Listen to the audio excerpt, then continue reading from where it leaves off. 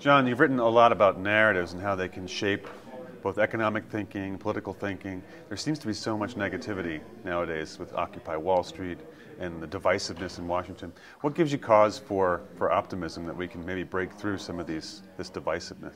What excites me right now is I think we're on the cusp of moving to a set of technologies where, big generalization, but for the past couple of decades we've used technology essentially to automate and eliminate people wherever possible from work. And I think right now we're entering a set of technologies which are much more about how to make the individual more empowered, more effective in whatever they're trying to do. And in fact, it's shifting the balance between the individual and the institution. Individuals are getting more and more power relative to institutions.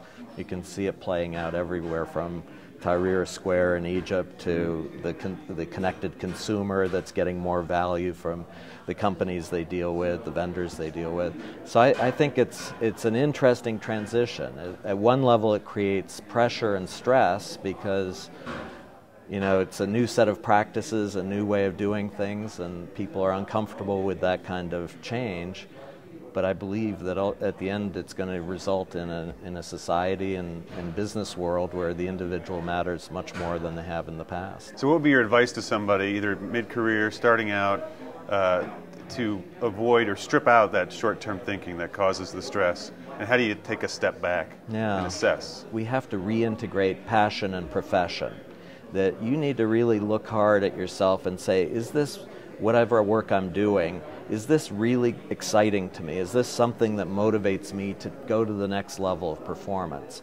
Because we're in a world of increasing pressure, and I don't think that's going away. I think it's actually going to increase even further. So if we're not passionate about what we're doing, we're going to experience that pressure as stress, and ultimately we'll burn out or be marginalized, and we won't be successful in what we're doing. So the people who are going to be really successful are those who are really passionate, because then those pressures become exciting. Now it's an opportunity to get to that next level. It's something, wow, I never thought about that, never encountered that. How would I do it? Right. So you get really excited about it. So how do you, this is fascinating, how do you connect with your passion then? What's the secret? Is it about sitting meditation or if it were drinking if it were easy, we'd all be passionate. Right. We actually just published a Shift Index report, and it's 25 metrics that try to quantify where we are on what we call the big shift, this long-term transition. Who's the we we're here? Going through. The we is the Center for the Edge at Deloitte. Okay. We've been publishing this. It's our third annual report. What we found is that only 20% of the workforce is passionate about the work they're doing. And the passion levels are actually inversely related to the size of the institution. So the larger the institution, the lower the levels of passion. The most passionate people are the independent contractors, self-employed people who are really engaged in what they're doing. Right. So companies in Silicon Valley, where you walk into Facebook and you can sense a lot of energy, and I mean Google maybe had that energy and got a lot bigger. Is it inevitable that a company, when it gets to a certain size, will start to lose their people and their passion, or can you kind of maintain that? I believe you can. I think that part of the issue is and another way of characterizing the big shift is that we're moving from a world of push to a world of pull. What does that mean? And what it means is that in a world of push, the formula for success was predict and forecast demand, and then make sure push all the right people and resources into the right place at the right time to meet that demand. Right. That requires predictability. Part of the issue is passion is not predictable. So if you're looking for predictability in your workforce, you actually don't want passionate people. Or at a minimum, you want people who are passionate but on the side, not in the workplace. Right.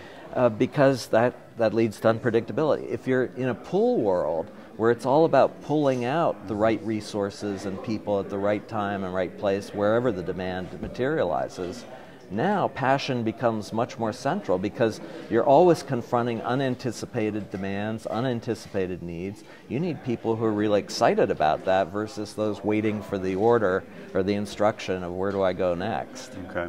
And what's the way to recruit those kind of people? How do you make them come work for you? There are two challenges. I think one is you can recruit people who are already passionate. And in that case, I think what you need to convince them is that you're providing them with a platform to become even more effective in addressing performance challenges and learning faster, getting to higher levels of performance. Passionate people get quickly bored. So if they're just facing the same routine every day, man, they're out of there pretty fast. I think the other side of it is don't give up on the people who aren't passionate. Find ways to redefine the work so that you can potentially excite the passion, draw out passion from people who may not today be passionate. I think what Toyota did back in the early days of their automobile assembly plants was they said, look, you know, yeah, working on the front line's a very mundane, routine kind of job, but your real job, it's about identifying problems, because problems surface continually on this assembly line. And more importantly, it's to creatively solve the problem. And by the way, if you can't solve the problem, we're going to put a little pull cord next to your station. You pull that cord, the entire assembly line stops, the whole thing shuts down, and a team is going to swarm you to help you solve the problem. Passion levels went way up, because now they were creative problem solvers. They could see they were making a difference. And so... Makes a lot of sense. All right, I'm going to go find my passion. Thanks a lot for your time. Excellent. Thank you.